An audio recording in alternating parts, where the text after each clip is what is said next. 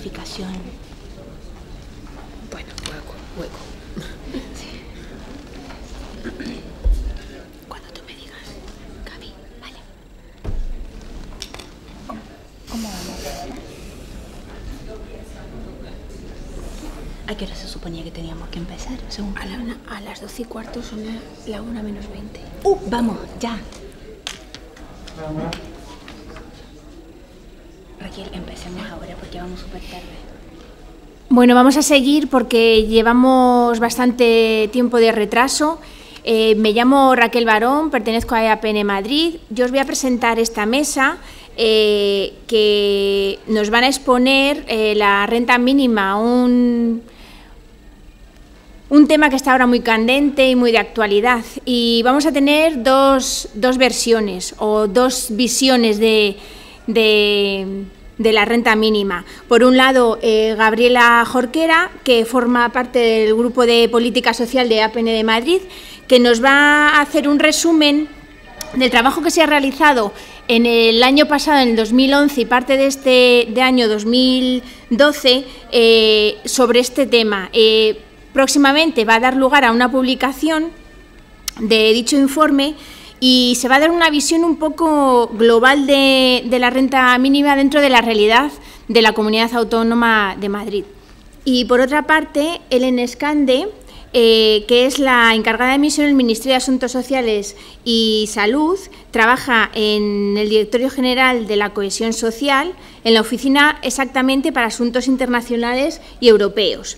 Este Directorio General de la Cohesión Social es competente, entre otras cosas, de preparar la normativa sobre la renta mínima en Francia. Entonces ella nos va a dar una visión de la renta mínima allí, ¿vale? Pues damos comienzo a Gaby, que nos exponga el informe. Bueno, primero lo que nos hemos propuesto un esquema de presentación para la parte de las estrategias que va de 5 en 5. Primero dar algunas normas del contexto que tienen que ver con rentas mínimas en Madrid, 5 factores que caractericen la situación de rentas mínimas en Madrid, 5 retos que tenemos, 5 propuestas. Digo esto antes porque se nos va a quedar muchísimo fuera. Lo que estamos presentando acá no es todo el trabajo que hemos hecho con el Grupo de Política Social.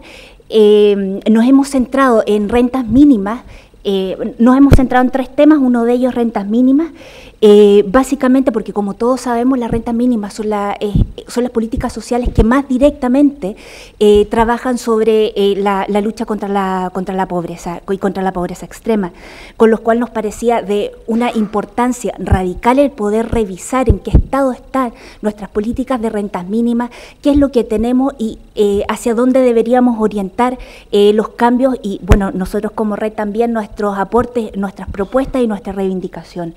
El trabajo, perdón, voy a ir muy rápido porque vamos muy tarde en el tiempo. Si voy demasiado rápido, alguien me hace una seña y yo pongo el pie en el freno.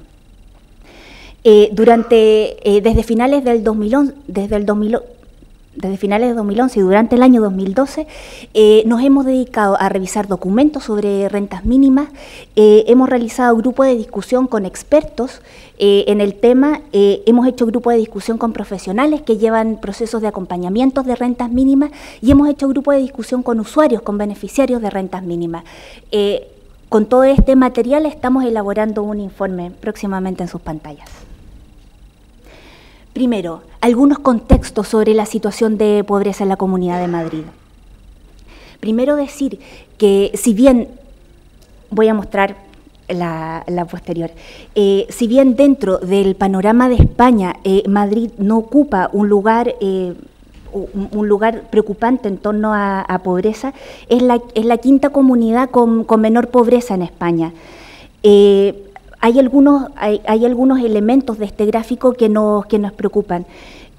Por un lado, que es cierto que están en quinto lugar, que no es un mal lugar dentro de las comunidades autónomas, pero tiene casi el doble de nivel de pobreza que, por ejemplo, la Comunidad de Navarra, que además teniendo un nivel similar de renta. Es cierto que hay muchas diferencias en ambos territorios, pero estos dos elementos nos preocupan especialmente. desde el año 2004 al año 2010 lo que podemos ver en relación a cómo ha evolucionado la situación de pobreza en la Comunidad de Madrid es que si bien no se mantienen porcentajes tan importantes, el aumento ha sido notable. El año 2004 teníamos un 9.5 de pobreza medido en tasa con AROPE. Si quieren lo explico, si ya más o menos todos sabemos, pues lo pasamos. El año 2004 teníamos 9,5% de personas en situación de pobreza y exclusión. Al año 2010 tenemos 13,6%. El aumento es importante. Una cosa llamativa es que, por ejemplo, durante los años de la crisis en Madrid no se presenta un aumento tan acusado de la pobreza en el porcentaje mayoritario. Lo que nos va a preocupar de nuestros porcentajes de pobreza es esto. La pobreza en Madrid obedece una característica especial, es una pobreza muy intensa, es de extremo. Madrid es un territorio de extremos, tiene poca población comparativamente con otras comunidades, poca población en situación de pobreza, pero las personas que están en situación de pobreza, la mitad de ellas están en situación de pobreza extrema, si medimos con AROPE. Esto es un dato sumamente llamativo porque esto quiere decir, por un lado, que nuestra pobreza es muy intensa, no es tanta, pero la que tenemos es muy intensa, y por otro lado, esto nos llama la atención sobre cómo han ido funcionando nuestros mecanismos de exclusión. ¿Qué es lo que ha pasado? ¿Qué es lo que hemos hecho? ¿Y qué es lo que no hemos hecho para mantener un porcentaje tan importante de personas en situación de pobreza extrema? No es el único, pero uno de los factores que explican esta situación tiene que ver con las transferencias sociales. Las transferencias sociales son pues el volumen de dinero que el Estado traspasa a través de distintas prestaciones. Hoy estamos aquí para hablar de rentas mínimas, pero es cierto que hay muchas otras prestaciones a través de las cuales el Estado complementa la renta de las personas, pues educación, salud, rentas mínimas, etcétera. Viendo la tasa global de las transferencias sociales, vemos que Madrid está en una franja intermedia. El gráfico que estamos viendo es el impacto que tienen las transferencias sociales en la reducción de la pobreza. ¿Se entiende lo que quiere decir? Vale. En general, España, dentro del panorama europeo, tiene un muy bajo impacto. Las transferencias sociales tienen un bajo impacto en reducir la pobreza. Esto tiene que ver con que tenemos un gasto social muy bajo, con lo cual si gastamos poco, por supuesto, reducimos poco. Pero el dato para España, que lo tenemos ahí justo al medio, el 10,43, se distribuye de manera distinta según las comunidades autónomas, y entonces tenemos algunas comunidades las transferencias sociales que realizan tienen un alto impacto reduciendo la pobreza, como por ejemplo Asturias, Aragón, País Vasco, Cantabria, Galicia, y hay algunas que tienen un impacto muy bajo: Ceuta, La Rioja, Castilla-La Mancha, Baleares. Madrid nuevamente está en una franja intermedia. Volvemos a rescatar el dato, no he puesto el gráfico, pero además Madrid está en el podio de las rentas más altas de España, con lo cual uno esperaría que una de las comunidades más ricas del país también hiciera un esfuerzo igualmente importante en la reducción de la pobreza. No solo en la reducción de la pobreza, sino en las distintas prestaciones que van a resultar finalmente en la reducción de la pobreza. Ahora, dentro de este panorama global de pobreza y prestaciones sociales, nos vamos a centrar en una específicamente, que son las rentas mínimas. Ahora entramos entonces en los 5 factores que describen la situación de las rentas mínimas en Madrid. Primero, desde el Grupo de Política Social, lo que queremos destacar y que nos parece muy importante, que Madrid cuenta con una ley que en su momento fue pionera, pero incluso hoy sigue siendo una muy buena ley, con falencias, aún con carencias, pero es cierto que tenemos una muy buena ley. ¿Qué fue lo más llamativo de la ley 15/2001 del año 2001? Primero, reconocía la renta mínima como un derecho subjetivo. El reconocimiento de las rentas mínimas como un derecho subjetivo todavía no es común en España. Hay muy pocas comunidades autónomas, si no me equivoco, 5. Berta, tú tendrás mejor el dato. Alguna más, sí, vamos, 5 o 6 que la reconocen como derecho subjetivo. A una hora, ya después de una década después. Pero por otro lado también una de las cosas más destacables de la ley es que además reconoce el derecho al acompañamiento, es decir, no reduce la política de inclusión simplemente a la prestación económica, sino que le da un lugar y un lugar importante al acompañamiento social. Y esto también es reconocido como un derecho subjetivo. Esto quiere decir, además para explicarte que las personas que están recibiendo prestaciones de renta mínima, no necesariamente reciben una prestación económica, pueden no recibir una prestación económica, pero sí estar en procesos de acompañamiento que contempla la ley. Con lo cual, pues eso, destacar que en su momento fue una ley pionera, que sigue siendo una buena ley. Pero, y es el segundo de los factores que queremos destacar, esta buena ley que en principio fue potente y que prometía, pues en el desarrollo de los años posteriores fue teniendo algunas carencias importantes. Básicamente, bueno, no podemos hablar de todo, pero vamos a hablar de algunos elementos. De partida, es una ley que, a nuestro juicio, no ha contado con el suficiente presupuesto, no se ha apostado de manera suficientemente importante para fortalecer las rentas mínimas. De esto, ¿qué es lo que podemos hablar? La reto de trabajadores sociales versus beneficiarios, por ejemplo. El tiempo que se tarda, sé que este es un dato polémico, pero el tiempo que se tarda desde que una persona solicita la renta mínima hasta que le llega.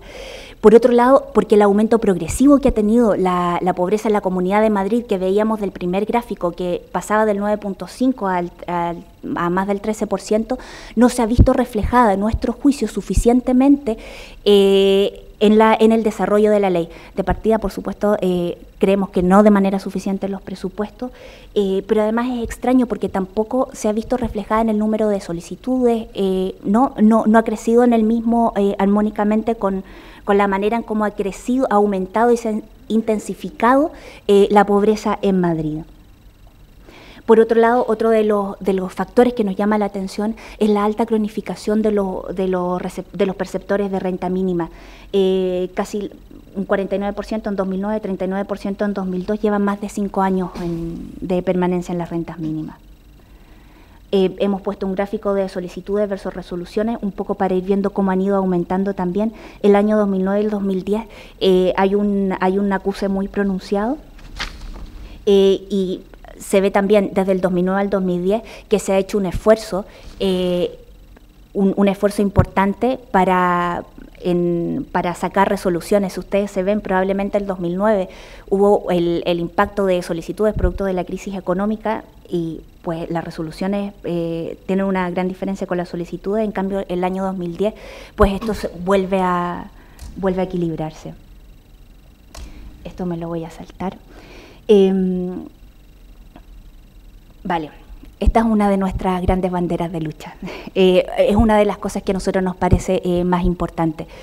La cuantía de la prestación económica de la renta mínima es claramente insuficiente. Algunos datos para ilustrar. Para una persona son 375.5 euros que reciben mensualmente. Para una familia el máximo que se puede recibir son 532 euros mensuales.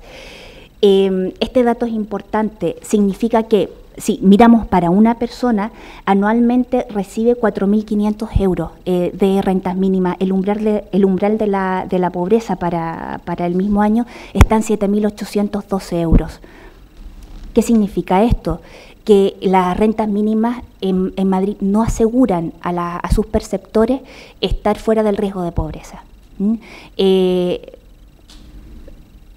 Actúa en el fondo como un complemento a la renta, porque se imaginarán ustedes, para las personas que viven en Madrid, que sobrevivir en una ciudad como esta con 375 euros es imposible. Pagar alquiler, comida, ropa, transporte con 375 euros, con el coste de vida que tiene la comunidad, no es posible. con lo cual en ese sentido hay una función importante de las rentas mínimas de poder de resguardar el derecho a las personas de tener un nivel de vida mínimo digno que la cuantía en sí misma no lo permite. Y nosotros creemos que esta es una de las grandes deudas que se tiene con la política de rentas mínimas. Vale. Otra cosa es que, otro elemento importante a destacar en torno a las cuantías. Durante los 2 últimos años se ha mantenido se ha mantenido la cuantía de la renta mínima. Ha ido más o menos compensando el IPC, la subida del IPC, aún así se ha perdido algo de capacidad de compra cuando uno hace el cálculo. Esto a año 2012 significa que las personas que han recibido renta mínima durante los últimos años han perdido un 3% de su capacidad de compra. Puede parecer no tan importante, pero para un nivel de renta tan pequeño, el perder, aunque sea el más mínimo porcentaje de capacidad de compra, significa un gran impacto. Ahora, a esto le tenemos que sumar la subida del IVA de este año. Esto va a significar que las personas que reciben renta mínima van a pasar a perder un 13% de su capacidad de compra en esta segunda parte del año. A esto tenemos que sumar, además, el efecto que están teniendo los recortes sociales. Yo había hecho el cálculo, pero ahora se me ha perdido mi chuleta. Si miramos solamente el impacto que va a tener el costo que tienen las becas de comedor para las personas que reciben de renta mínima, que ahora van a tener que pasar a pagar 1,20 € cada día, lo cual significa, lo recuerdo, 24 € mensuales por niño. Para las personas que tienen 3 o más niños, esto se acerca a los 100 €. Esto para una persona que para una familia que recibe 532 € mensuales es un impacto brutal. La subida, el efecto que está teniendo tanto la subida del IVA como los recortes sociales, que en el fondo lo que hacen es disminuir las transferencias, disminuyen la renta la renta real que las personas reciben, va a ser muy, muy importante. 5 minutos. Vale. Hemos puesto un gráfico también para comparar que en el fondo hay comunidades que tienen cuantías bastante más altas, tanto si pensamos en una persona como por familia. Esto me lo voy a saltar. Vale, importante, la centralidad del acompañamiento. Ya lo habíamos dicho que era un aspecto que nosotros destacábamos especialmente dentro de la ley de rentas mínimas y puede que sea tal vez difícil de explicar para las personas que trabajan con personas en situación de pobreza extrema. Saben que una persona que ha pasado por un proceso progresivo de vivir en la exclusión, hay un proceso largo de reparación que hay que hacer, de reparación de vínculos sociales, de capacidades, de habilidades, de autoestima, de confianza en sí mismo. Ese proceso no se hace solo. Y en esta tarea tan necesaria los profesionales tienen una labor muy importante. Los procesos de acompañamiento son de vital importancia para los procesos de inclusión. Cuando hablamos de inclusión social, los elementos necesarios para lograrlo no es simplemente traspasos económicos, eso es desconocer la dimensión social y personal que la exclusión social tiene en las personas. Los procesos de acompañamiento precisamente se hacen cargo de esta área que es tan importante. Vale, me queda muy poquito, así que voy a ir. Uno de los elementos que nos preocupa ahora es que además creemos que hay señales que en el fondo están poniendo en cuestión la importancia del derecho al acompañamiento. Parte de lo que ha pasado este año es que la convocatoria a los procesos de acompañamiento que hacen las organizaciones sociales, que hasta ahora eran convocatorias bianuales, que habían ido pues aumentando en presupuesto, este año han pasado 2 cosas. Una, la convocatoria salió 8 meses tarde. Ha salido en agosto recién la convocatoria para proyectos de acompañamiento de rentas mínimas, con lo cual las organizaciones han tenido que tirar y sostener programas durante 8 meses sin saber si iban a ser finalmente subvencionados o no. Ha cambiado desde ser proyectos bianuales a proyectos anuales, lo cual quiere decir que el próximo año creemos nosotros, se está poniendo en cuestión la continuidad de los procesos de acompañamiento. Desde nuestro conocimiento como profesionales, creemos que esto, que ha sido una de las grandes fortalezas de la política de rentas mínimas en Madrid, es un derecho que tiene que seguir siendo irrenunciable. Vale, me salto. Por otro lado, creo que, vale, no. Lo voy a explicar rapidito. Hay un factor pendiente, hay una tarea pendiente en relación a la relación que tiene rentas mínimas y empleo. Esto, uno de los datos que tenemos y que aparece en las memorias es que de las personas que están que reciben rentas mínimas, tanto en prestaciones como en procesos de acompañamiento, los que tienen finalmente contratos, el 82% son aquellos que no tienen prestación económica. Este es un dato que nos interesa poner porque puede ser engañoso de analizar. Vamos a anotar algunas cosas. Por un lado, las personas que están en situación de pobreza y exclusión normalmente al tipo de trabajo que pueden acceder es un tipo de trabajo extremadamente precario, en condiciones de o ilegalidad, sin cotizaciones, son contratos temporales muy mal pagados, con lo cual, pues sí, lo he puesto muy bien. El sistema además está montado creemos con una no suficiente flexibilidad. Lo que creemos que esto no es solo con las rentas mínimas, también podemos hablar del subsidio del paro acá, los sistemas que no son flexibles y obligan a las personas a elegir entre recibir una prestación y emplearse. Si el tipo de empleo al que yo pueda acceder es un empleo tan extraordinariamente precario, una decisión económicamente razonable es no coger un empleo de 2 meses mal pagado con el riesgo de perder mi prestación. Aunque esta prestación sea suspendida, el tiempo que se va a demorar para que se vuelva a activar significa que me voy a quedar algunos meses sin recibir ingresos ninguno. Lo mismo pasa cuando hablamos del